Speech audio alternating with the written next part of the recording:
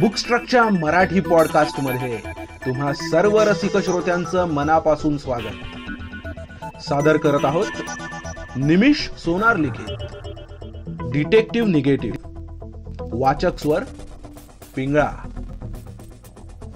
प्रकरण शेवटचे 43वे।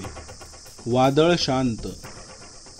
खंडाळ्याला घाटात सिग्नल नव्हता म्हणून एका ट्रेनला थांबावं लागलं।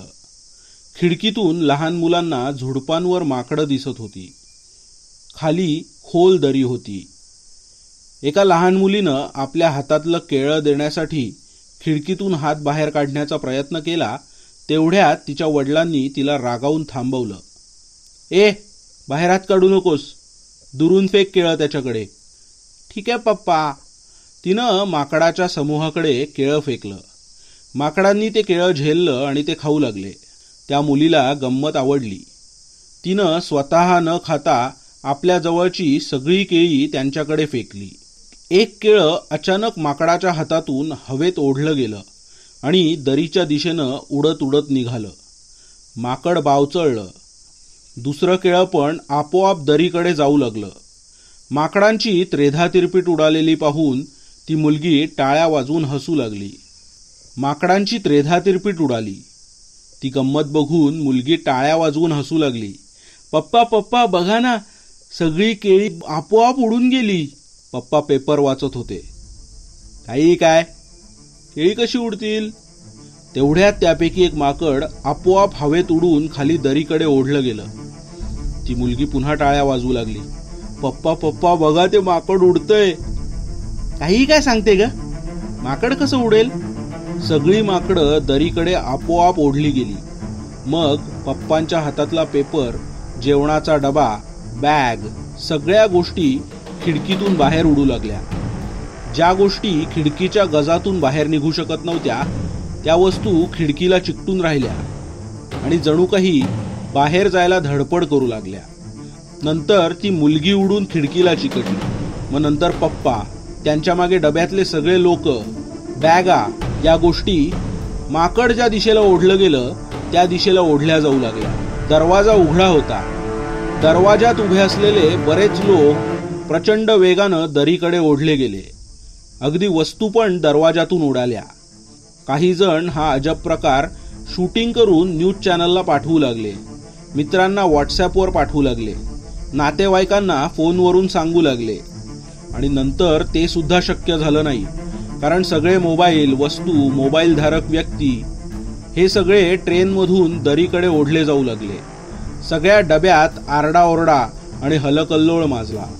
ट्रेनच्या चालकाला पण समजत नव्हतं की काय झालंय आणि डब्यातील लोखंडी हँडलला घट्ट धरून सुद्धा तोही पकड सुटून हवेत उडून दरीत ओढला गेला। मग संपूर्ण ट्रेन रुळांवरून हवेत उचलली गेली आणि ती सुद्धा दरीकडे ओढली जाऊ लागली। हायवेवर असलेल्या कार, ट्रक, बाईक्स या रस्त्यावर धावता धावता अचानक हवेत वर उचलल्या गेल्या आणि दरीकडे ओढल्या जाऊ लागल्या। आसपास पायी फिरणारे प्राणी, माणसं, त्याचप्रमाणे जमिनीच्या थोडे वर उडणारे पक्षी हे सर्वजण पण तसेच दरीकडे ओढले जाऊ लागले। आसपासच्या घरातील बिल्डिंगमधील भांडी कुंडी, लहान मोठ्या वस्तू घरातून बाहेर निघून उडू लागल्या। काही ठिकाणी जमीन भुसभुशीत होऊन लोक जमिनीत गाडले जाऊ लागले। त्या दरीच्या आसपास हवेत उडत असलेले अनेक कीटक, पक्षी हे सगळे वेगाने दरीकडे ओढले जाऊ लागले। जसे चक्रीवादळ येऊन त्यात धूळ आणि इतर वस्तू गोल गोल फिरतात तसे सगळेजण गोल गोल फिरू लागले। ट्रेनचे डबे पण गोल फिरत DNA रचनेसारखे एकमेकांभोवती गुंडाळले जाऊ लागले। ही बातमी वाऱ्यासारखी सगळीकडे पसरली। स्वागत टीमला कळली। न्यूज चॅनलतर्फे सगळ्या महाराष्ट्रात आणि भारतात पसरली, देश विदेशात पोहोचली। हे सगळं जे घडत होतं ते हितेन आणि रजक यांच्या एका निर्णयामुळे। त्याचं झालं असं की रजक आणि हितेन यांना किंवा प्रयोगशाळेतल्या इतर कुणालाही तो फॉर्म्युला पुन्हा बनवणं शक्य झालंच नाही। पण रजक आणि हितेन यांच्या मनात काही वेगळंच चाललं होतं। फॉर्म्युला शोधला नाही तर हा आपल्याला मारणार आणि तिथली सुरक्षा व्यवस्था इतकी मजबूत होती की तिथून बाहेर निघणं शक्य नव्हतं। अदृश्य दरवाजांपैकी कोणत्याही दरवाजातून बाहेर निघण्याचे कंट्रोल हे फक्त व्हायरसिककडेच होते. इतर दरवाजे भक्कम होते. त्यांना तोडून बाहेर पळून जाणं सुद्धा शक्य नव्हतं. त्यापेक्षा फॉर्म्युला शोधता शोधता त्यांनी असं ठरवलं की आता व्हायरसिकला कसंही करून अवकाशात जाऊ द्यायचंच नाही. त्याला अद्दल घडवायची. काहीही झालं तरी चालेल, कारण फॉर्म्युला पुन्हा बनवण्यासाठी गेल्या अर्ध्या तासात व्हायरसिकनं त्या दोघांचा खूपच छळ केला होता. अवकाशात प्रतिसृष्टीकडे प्रस्थान केल्यानंतर ज्या यंत्राच्या आधारे बिग कोलॅप्स निगेटिव्ह कण व्हायरसिक रिमोटनं सुरू करणार होता, त्या यंत्राचं रिमोट कंट्रोल व्हायरसिकनं कुठे ठेवलं आहे हे त्यांनी हेरलं. मग प्रयोग करता करता एक इलेक्ट्रॉनिक IC त्यांनी मुद्दाम जास्त करंट सोडून जाळून टाकली. पण युक्ती अशी केली की प्रयोग करता करता अनावधानाने झालेली ती एक चूक वाटली, एक योगायोग वाटला. आणि मग बॉस, हा फॉर्म्युला सक्सेस होण्यासाठी ह्या IC शिवाय गत्यंतर नाही. पण IC तर जळाली आहे. जळाली की जाळली तुम्ही? नाही बॉस, खरंच जळाली. हे सगळे सायंटिस्ट साक्षी आहेत. सायंटिस्टनी माना डोलावल्या. दुजोरा देणं भाग होतं, कारण त्यांनाही तो फॉर्म्युला बनवता येत नव्हता. हितेन आणि रजक यांच्यावर सगळ्या आशा केंद्रित झाल्या होत्या. मग आता त्या बिग कोलॅप्स निगेटिव्ह कण सोडणाऱ्या यंत्राचं जे रिमोट आहे ना, त्यात अशीच एक IC आहे असं आम्हाला या सायंटिस्टनी सांगितलंय. ते रिमोट द्या आम्हाला. तो सायंटिस्ट हो म्हणाला. त्याला दोघांनी आधीच विश्वासात घेतलं होतं आणि त्यांच्या प्लॅनमध्ये सामील करून घेतलं होतं. ठीक आहे, घ्या, पण मला अजून काय गडबड नकोय. बॉस, आम्ही रिमोट कशाला चालू करू? आम्हाला आमचा जीव प्यारा आहे. रिमोट हातात मिळता क्षणीच त्यांनी वेळ न दवडता बटण दाबून यंत्र सुरू केलं. बिग कोलॅप्स निगेटिव्ह कण जमिनीत गाडलेल्या एका टॉवरसारख्या दिसणाऱ्या यंत्रातून बाहेर पडू लागले. सृष्टी नष्ट होताना आणि वस्तुमानाचं पुन्हा ऊर्जेत रूपांतर होताना जसं होतं तसंच प्रचंड शक्तीचं चुंबकीय क्षेत्र तयार होऊ लागलं. तिथले सगळे केमिकल्स, कंट्रोल पॅनल्स, बटणं, लॅपटॉप, स्क्रीन्स, रोबोट्स, खोलीत कोंडलेली इतर माणसं हवेत उडू लागली. विजेच्या तारा, कनेक्शनच्या वायर तुटल्या. स्क्रीन बंद पडल्या. जिकडे तिकडे शॉर्ट सर्किट सुरू झालं. बरीच विजेची उपकरणं जळू लागली. बऱ्याच जणांचे मास्क चेहऱ्यावरून निघून पडले. पासवर्डंचा मास्क गळून पडला. तो दुसरा तिसरा कोणी नव्हता, तो होता हाराकू नाकामुरा. रोबोट्सचे नियंत्रण ठेवणारे ताकामिशी मांजर पण गुहेत आधांतरी उडत उडत गोल फिरून म्याव म्याव करत ओरडायला लागलं. यंत्र चालू करणारे ते रिमोट उडून गेलं आणि आजूबाजूला भिंतीवर आदळून तुकडे होऊन नष्ट झालं. पण ते टॉवर मात्र जमिनीत गाडलं असल्यानं नष्ट न होता निगेटिव्ह मॅग्नेटिक पार्टिकल सोडतच राहिलं. तिकडे एक ब्लॅक होल तयार व्हायला सुरुवात झाली. सगळ्या वस्तू त्या ठिकाणी खाली जमीन भुसभुशीत होऊन तिथे ओढल्या जाऊ लागल्या. जसे पाण्यात दगड टाकल्यावर वर्तुळाकार तरंग दूर पसरत जातात, तसेच हळूहळू त्या चुंबकीय क्षेत्राची व्याप्ती वर्तुळाकार क्षेत्रात वाढू लागली. म्हणून आजूबाजूच्या सजीव निर्जीव वस्तू त्यात ओढल्या जाऊ लागल्या. म्हणून ट्रेन, कार, ट्रक ओढले जाऊन वावटळीसारखे गरगर फिरू लागले. एक प्रचंड मोठं चुंबकीय वादळ तयार झालं होतं. गुहेच्या मध्ये आणि वर ते वादळ गोल गोल फिरत होतं आणि सगळ्या सजीव निर्जीव गोष्टींना वेगानं गोल फिरवत होतं. एखाद्या लहान मुलांचा खेळण्याचा भोवरा जसा फिरतो ना, अगदी तसं ते वाटत होतं. तो भोवरा लवकरच आणखी तीव्र चुंबकीय क्षेत्र निर्माण झाल्यावर जमिनीला छिद्र करत आपल्यात अडकलेल्या सगळ्या गोष्टी जमिनीत अज्ञात पोकळी निर्माण करून त्यात घेऊन जाऊन नष्ट करून टाकणार होता. सगळे काही ऊर्जेत रूपांतरित होणार होते. सगळ्यांचा जणू काळोखाकडे प्रवास सुरू झाला होता. नकारात्मकतेकडे प्रवास सुरू झाला होता. पण DN कदापिही ते होऊ देणार नव्हता, कारण त्याची दृष्टी परत आली होती. त्यानं ते दृश्य पाहिलं होतं. तो वेगाने अँटीक्लिपवर बसून त्या गुहेकडे येऊ लागला. या चुंबकीय नकारात्मक वादळाबद्दल सुनीलनं स्फटिकाला स्पर्श करून रंगिनीला विचारलं. तेव्हा तिनं सांगितलं, DN, तुझ्यात आत्तापर्यंत विविध लोकांची एकवटलेली निगेटिव्ह एनर्जी आहे. ती वापरण्याची आता वेळ आली आहे. आणि तिनं पूर्वी दोघांचा झालेला संवाद त्याला आठवायला सांगितला. दूरदर्शन शक्ती मिळायच्या आधी झालेला तो संवाद सुनीलला आठवला.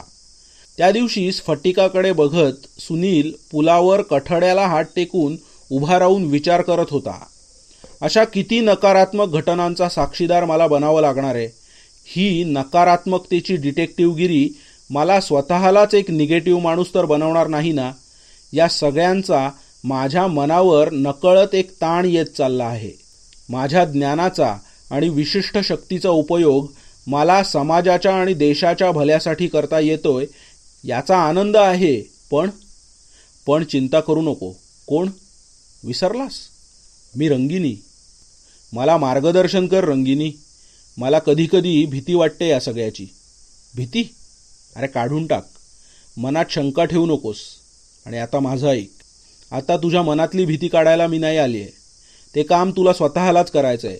इतरांच्या मनातील नकारात्मक गोष्टींचा सकारात्मक विचारात रूपांतर करणारा व्यक्ती तू स्वतःच नकारात्मकतेकडे का झुकतोयस?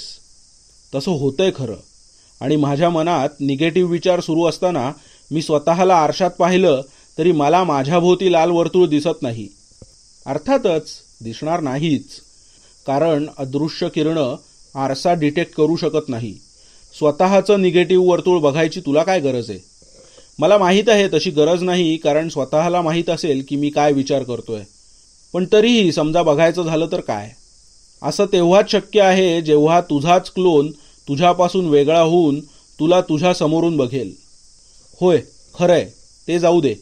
मला सांग की मी इतरांच्या नकारात्मक लहरींचा माझ्यावर नकारात्मक परिणाम होण्यापासून स्वतःला कसा वाचवू? त्यासाठी त्याच्याकडे तटस्थपणे बघायला शिक.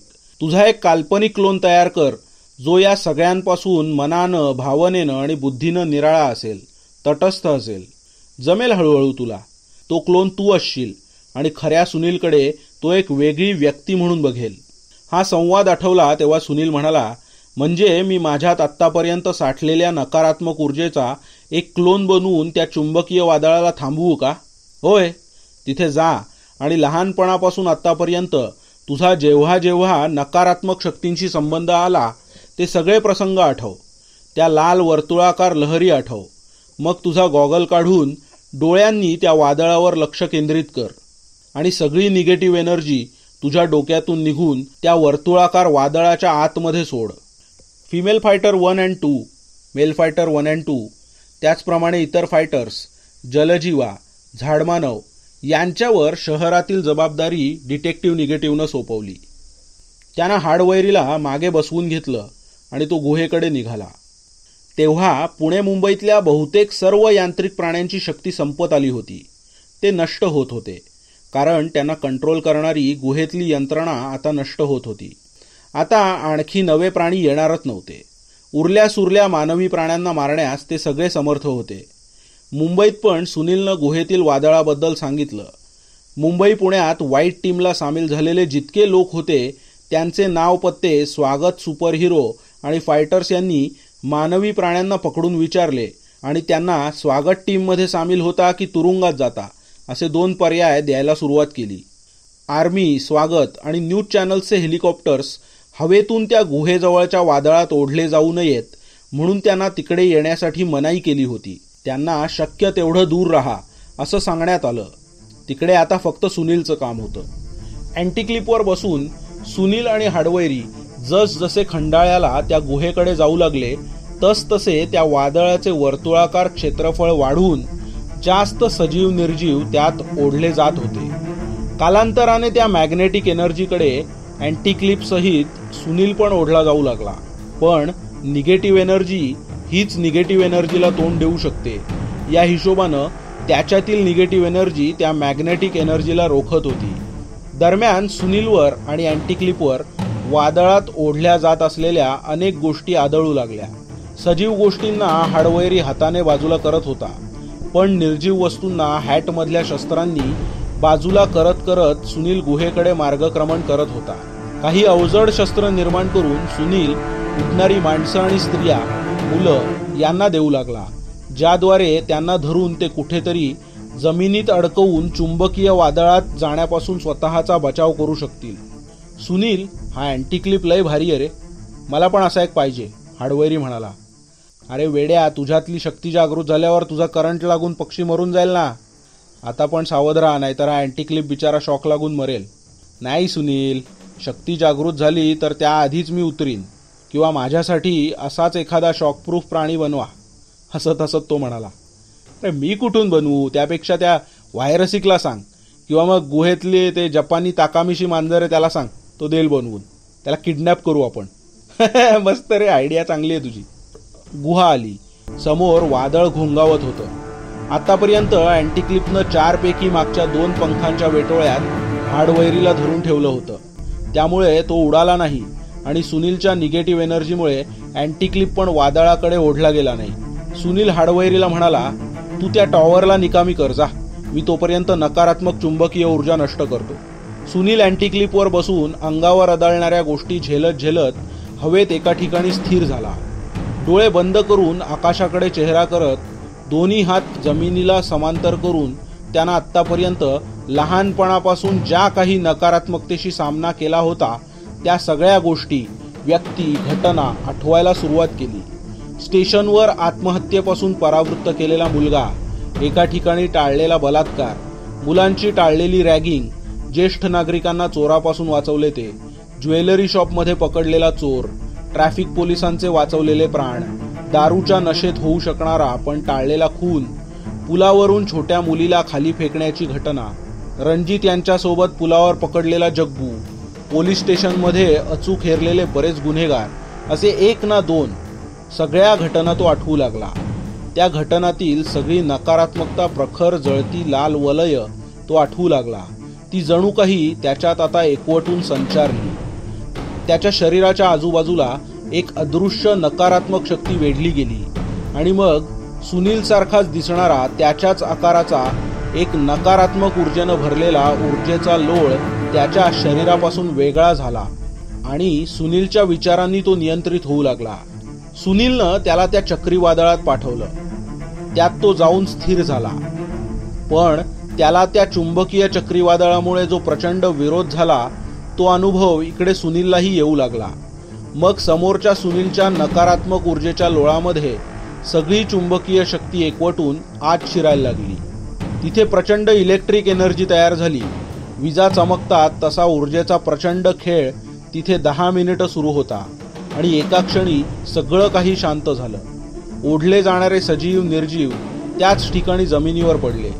सुनील आता ती निगेटिव्ह मॅग्नेटिक एनर्जी आणि इतर लोक यांच्यात एक ढाल बनला होता.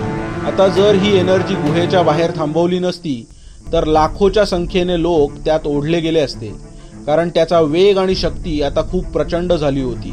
सुनीलला मात्र ती एनर्जी खूप त्रास देत होती. गुहेतून प्रचंड वेग बाहेर येऊन सुनीलच्या त्या क्लोनवर आदळत होता आणि त्या क्लोनमधली निगेटिव्ह एनर्जी त्या चुंबकीय शक्तीला रोखून धरत होती. सुनीलला प्रचंड वेदना झाल्या. हाडवैरी, तो टॉवर लवकर शोध आणि निकामी कर. मी हे जास्त काळ सहन नाही करू शकत. हो सुनील, नक्कीच. मला वाटतं तो टॉवर मला सापडला. इकडे हाडवैरीनं गुहेतील मॅग्नेटिक एनर्जीमुळे तुटून वेगळ्या झालेल्या गुहेच्या एका दरवाजातून गुहेच्या आत प्रवेश केला आणि वेगानं एका अनंत काळोख्या वर्तुळाकार विहिरीसारख्या भागात तो ओढला जाऊ लागला. पण त्यानं पटकन स्वतःला सावरलं आणि एका जमिनीत भक्कम गाडल्या गेलेल्या लोखंडी खांबात आपला पाय अडकवून ठेवला. त्या मॅग्नेटिक एनर्जीला विरोध करून एका जागी स्थिर राहणं सोपं नव्हतं. बऱ्याच गुलाम लोकांना त्यानं ढकलून ढकलून एका गजाच्या भिंतीवर फेकलं. तिथे त्यांनी गज धरून ठेवले. त्या टॉवरचा अर्धा भाग गुहेत होता आणि अर्धा भाग गुहेच्या वर होता. एका हातानं ते टॉवर गदागदा हलवून त्यानं ते कडाकडा मोडून टाकलं. त्यातल्या इलेक्ट्रिसिटीचा हाडवैरीवर काहीच परिणाम झाला नाही. मग त्यानं गुहेतील टॉवरचा भाग मुळापासून उखडून काढला आणि त्या विहिरीत भिरकावून दिला. ताकामिशी मांजर उडत उडत गोल फिरत फिरत त्या अनंत विहिरीकडे जाताना त्याला दिसलं. त्यानं क्षणाकरता आपला पाय सोडला आणि मांजराला झेप घेऊन पकडलं. पण त्यामुळे तो अनंत काळोख्या विहिरीकडे ओढला जाऊ लागला. पण वेगानं झेप घेऊन पुन्हा एकदा लोखंडी खांबाला त्यानं एका हातानं धरलं. आता त्या चुंबकीय वादळाचा प्रभाव कमी कमी होत होता आणि मग अचानक तिथला अनंत विहिरीचा काळा गोल भाग नष्ट झाला आणि तिथे साधी जमीन दिसायला लागली. तोपर्यंत अनेक सजीव निर्जीव गोष्टी त्याच्या आतमध्ये जाऊन गडप झाल्या होत्या. ब्लॅक होलचा प्रभाव संपला होता. हाडवैरी गुहेतील सगळ्याच गुलाम माणसांना वाचवू शकला नाही, पण बऱ्याच लोकांना त्यानं पकडून गुहेच्या वर फेकलं. मग शेवटी ताकामिशी मांजराला हातात पकडून तो गुहेबाहेर आला. जमिनीवर त्या गुहेच्या जागी एक प्रचंड मोठा खड्डा पडला होता. जणू काही आकाशातून येऊन तिथे एखादी उल्का पडली असावी. तो सुनीलच्या आकाराचा निगेटिव्हिटीचा लोळ गुहेजवळून निघून आता पुन्हा सुनीलच्या अंगात समाविष्ट झाला. अरे, तू तर माझं बोलणं अगदी सिरियसली घेतलंस. खरंच आणलंस या मांजराला? सुनील जिंकल्याच्या अतिव आनंदानं म्हणाला. मग बॉस, आपलं कामच तसं आहे. हे दिसतं गरीब मांजर, पण सगळे फॉर्म्युले ह्याला माहिती आहेत. सुजित लहानेचा हवेपासून पेट्रोल आणि पाणी बनवण्याचा फॉर्म्युला पण याला माहिती आहे. हाडवैरी त्या ताकामिशी मांजराला कुरवाळत म्हणाला. मांजर छद्मीपणाने खुदकन हसलं. ओके, पण विशाल, आता हे ब्लॅक होल जरी बंद झालंय तरी आत्तापर्यंत त्यात ओढल्या गेलेल्या सजीव निर्जीव गोष्टी त्या ब्लॅक होलच्या दुसऱ्या टोकाला कुठेतरी फेकल्या गेल्या असतील. मग ते दुसरे टोक पृथ्वीवरच एखाद्या दुसऱ्या देशात असेल की अवकाशात इतर कुठेतरी, हे सांगता येत नाही. थोड्याच वेळात ही बातमी सगळीकडे पसरली. सुनीलनं पुण्या मुंबईत स्वागत मेंबर्स आणि इतर सगळ्यांना धोका टळल्याचं सांगितलं. तिकडे मुंबईतल्या प्रयोगशाळेत स्मृतिका सायलीला शुद्धीवर आणायचा प्रयत्न करत होती. त्या कार्यालाही यश मिळत होतं. इस्रोनं इकडे आनंदाची बातमी दिली होती. व्हाईट टीमनं तयार केलेली आकाशातील प्रतिसृष्टी नष्ट करण्यात त्यांना नासाच्या मदतीनं यश आलं होतं. सगळीकडे स्वागत टीम, भारतीय लष्कर आणि त्यांच्या या 4 अनोख्या सुपर हिरोंची वाहवा सुरू होती. सुपरनेचर बेटावर तर ही बातमी कळली तेव्हा अतिशय आनंदाचं वातावरण निर्माण झालं. जगासाठी 4ही सुपर हिरोंचे चेहरे वेगळे दिसत होते आणि त्यांच्या जवळच्या लोकांसाठी त्यांचे चेहरे मूळचे म्हणजे ओरिजिनल होते. रणजित, नेत्रा आणि सुजित लहाने यांना आणि प्रत्यक्ष अप्रत्यक्षपणे ज्यांनी या कामासाठी बलिदान दिलं होतं त्यांना ही खरी श्रद्धांजली होती. आता दुपारचे 3 वाजले होते. न्यूज चॅनलवाल्यांच्या ब्रेकिंग न्यूज सगळीकडे फटाफट ब्रेक होत होत्या. सगळीकडे आनंद होता, उत्सव साजरा होत होता. विशेष म्हणजे किशोर आणि अनघा यांनी 8 दिवसानंतरची लग्नाची तारीख ठरवून सुद्धा टाकली. जगभर व्हाईट टीममुळे अर्धवट नष्ट झालेल्या काही महत्वाच्या वास्तू मानवानं निसर्गावर केलेल्या अतिक्रमणाची आणि विज्ञानाच्या केलेल्या दुरुपयोगाची साक्ष देत होत्या आणि मानवाला आता सुधारण्यासाठी जणू काही विनंती करत होत्या. सुपरनेचर बेटावरच्या डॉक्टर शिशिर यांच्या सांगण्यानुसार आता स्वागत टीम आर्टिफिशियल इंटेलिजन्स आणि एकूणच विज्ञान, निसर्ग, तंत्रज्ञान, मानवता यांचा समतोल कसा साधता येईल यासाठी जगभर प्रबोधन आणि जागृती करणार होते. त्याचप्रमाणे यापैकी कोणत्याही घटकांवर अन्याय होणार नाही हे आता बघणार होते. त्या नष्ट झालेल्या वास्तू आता पुन्हा बांधाव्या लागणार होत्या. सुनील विशालला म्हणाला, हाडवैरी मित्रा, तुझी आणि निशाची कथा मला ऐकायची फावल्या वेळात, सांगशील ना? विशाल म्हणाला, हो, अरे नक्की. आपण चौघे सुपरनेचर बेटावरच्या ट्री हाऊसमध्ये जाऊन बसू ना एकदा, तेव्हा भरपूर गप्पा मारू. तेव्हा नक्की कथा सांगीन तुला सगळी. ओके? सूर्यविराट सुद्धा आता मुक्त झाला होता आणि सूर्याकडे बघून त्यानं छातीवर दोन्ही हात आपटत एक मोठी आरोळी ठोकली आणि तो एका दिशेला चालू लागला. तिथे एक जण आधीपासूनच त्याची वाट बघत होता. वाचकांसाठी सूचना. याच लेखकाची जलजीवांवर आधारित जलजीवा नावाची स्वतंत्र कादंबरी अगोदरच प्रकाशित झाली आहे. जलजीवांबद्दल अधिक जाणून घ्यायचं असेल तर ती कादंबरी तुम्ही वाचू शकता.